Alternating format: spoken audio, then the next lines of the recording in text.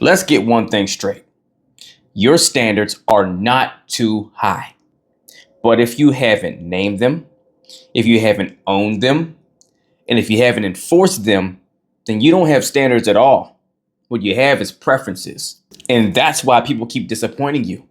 Why no one's living up to your standards, or you're always feeling like you've been let down. And that's because most people think boundaries are the key to a healthy relationship, right? We had to make sure we keep healthy boundaries and then keep our relationship healthy. And yes, that's a big component of it. But they fail to realize, and what they're missing is that standards are the starting line, right? See, boundaries are what you won't accept, what cannot happen. But your standards are what must be happening consistently, because your standards is what creates your happiness, your health, and your wholeness, right? Your sense of wholeness. And your boundaries is what protects that happiness, health, and wholeness so that it can stay as such, right? So today I'm breaking down the 3 most essential relationship standards that most people overlook but absolutely need. People tell me all the time, I just want a happy, healthy, loving relationship, right? That's what they say. So then I ask them, well, what standards have you actually communicated to your partner to be able to have that? Then they pause, right? Or they say things like, well, I mean, they know. They should just know. They know already. I mean, they get it too, right? They should know better, right? We're all adults. I shouldn't have to tell them what we should be doing by now to have a healthy relationship. All that kind of stuff, right? But truthfully, love doesn't grow in the guessing game. No, it grows in clarity and direction, right? See, yes, we can have this assumption that, oh, they should get it too. We're adults. You should know better by now. But who's to say what you deem knowing better is and looks like is the way they see it, right? Who makes you right on that? Who makes you right, or the other people that maybe are in your network or around you that believe the same thing right? Right? You can't go and impose a belief on other people or assume that they believe things the same way as you when we're talking about the things that you require to be happy, healthy, and whole. So your partner simply can never contribute to your joy, peace, or emotional security if they don't know what that actually looks like for you. So let's get into these 3 core standards that we all should have no matter who you are. Because yes, it's different strokes, different folks. You're going to have different standards based on who you are. But these are the essential ones that we all kind of need as humans. It's not really something that changes. It's pretty, one size fits all for everyone when it comes to these. And the very first one is emotional presence. It should be non-negotiable to have a partner who shows up emotionally in moments whenever you need them to actually lock in with you in that moment, not just be there and like, okay, I'm going to sit here and be here while you're going through your thing. No, it's where you feel like they're going through it with you, like they are, really dialed in with you, because you deserve to have someone that doesn't just hear you, but actually makes and creates space for your thoughts, your feelings, and your perspective. That means they ask how you're doing and actually listen, like they genuinely want to know. They check in with you during conflict instead of avoiding you and avoiding the conversation. And watch this. They validate your feelings even when they disagree with you. Now, again, that doesn't mean that validating your feelings means they must agree, right? And people get that mixed up. That means they have the emotional intelligence and maturity to understand that while I may not agree with anything my partner's saying or the reason why they feel the way they feel, that's not of the concern. What's important right now is that they're trying to express something that matters to them.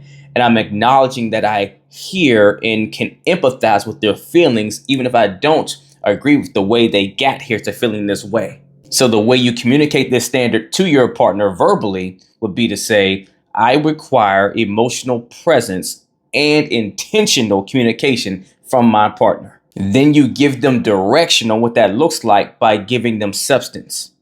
Yeah, whenever I'm upset, I need you to just stay present. Even if you don't have the answer, you just being there still helps. Standard 2, shared effort in peace and progress.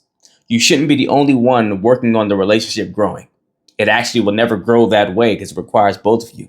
So you both should be consistently putting effort into the peace you're trying to create in a relationship, as well as the goals you're working towards. It should never be one person on that endeavor and the other one's not. Now, we got to be fair, right? Sometimes you're a little bit ahead of where your partner's at growth wise, and maybe they're ahead of you. So don't expect the same exact output of performance from your partner. Expect the same output of effort from your partner.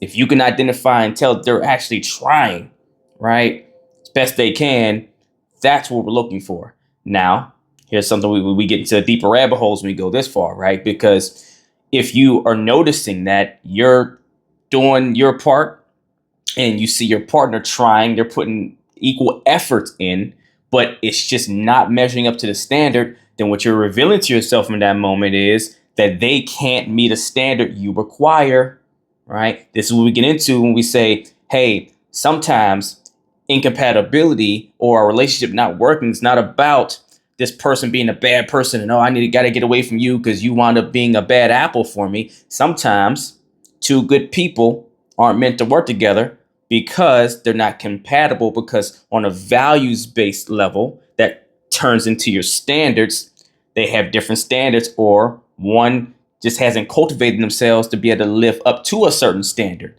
And so where, yes, you can give your partner time to catch up to this, at some point you have to make a decision on, okay, maybe this is not who they are. This is not something that they can sustain and be happy for themselves. Because if you have someone that's been trying forever to meet a standard that they don't seem to be able to get there on, then it might become miserable for them to even keep trying.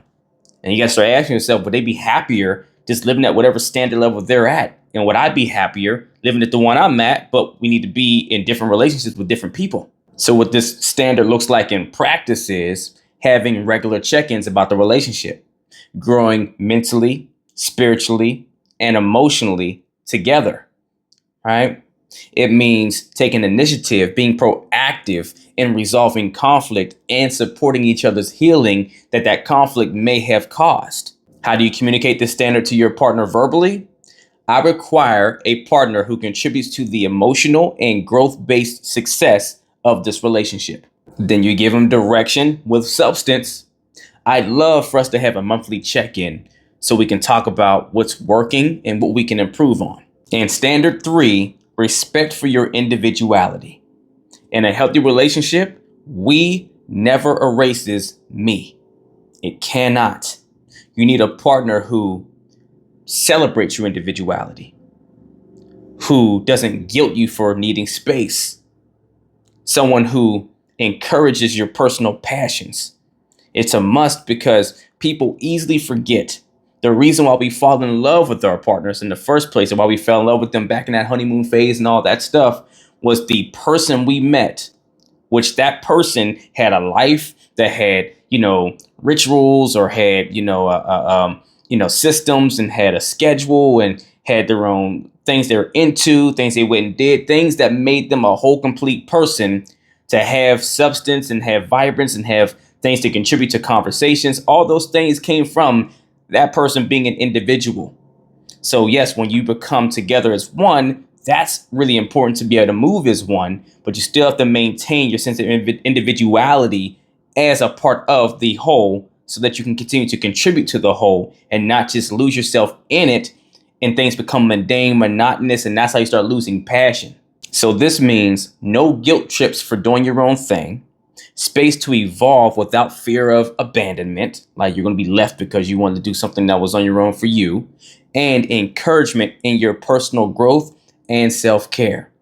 You should be supported and celebrated for wanting to do things that are for you, to take care of you, to make you better or keep you better so you can be better for your partner. And to be honest, if you have a partner that has issues with that and tries to guilt trip you, they're speaking through a wound. There's something unhealed in them that makes it hard for them to embrace your autonomy, because it, in their mind, takes away something they need from you so they can feel whole. Because without that component, they don't feel whole. They feel insecure. They feel like, they're in jeopardy of something, losing something. They need to heal. So how you say this standard is, I require a partner who respects my individuality and supports my personal growth. Then make sure you give them direction and substance. When I take time for myself, I need to know that you support it and you don't see it as rejection. The bottom line is, if you don't set standards, people will operate at their default. And if you're playing that gambling game, their default just might be dismissive, inconsistent, or unavailable, right? So standards supports your peace, not just your heart. And they aren't just something you expect them to measure up to, right? There's something you need to live up to first yourself. See, that's what I love about standards and boundaries and things like that. It's not just for the people coming into your life to, respect and things. You have to respect them. Because if you won't uphold them, why would they? Right? It just doesn't make sense. So if you want a high quality partner, you need high quality structure. So stop hoping and start leading. So if you're ready to set real standards and stop settling for vibes and potential, and you want help personally to craft that and make sure that your structure is soundproof, then email or DM me the word coaching and we will get to work. Only if you're truly ready to put that work in actual one-on-one sessions. But if you're not ready for one-on-one coaching, don't have the time, space, or maybe even the finances for it, then at the very least, email or DM me the word challenge, and I'll send you the link to my Relationship Rulebook Challenge mini course, to where in that course, I teach you the same things I teach my clients one-on-one, right? To be able to have the clarity, structure, and confidence to navigate your love life and stop hoping and going through the circumstance of guessing and just maybe figuring it out at your own pace, on your own time, at a resource level you can't afford. But if nothing else, do something to get in the race. Let's get it.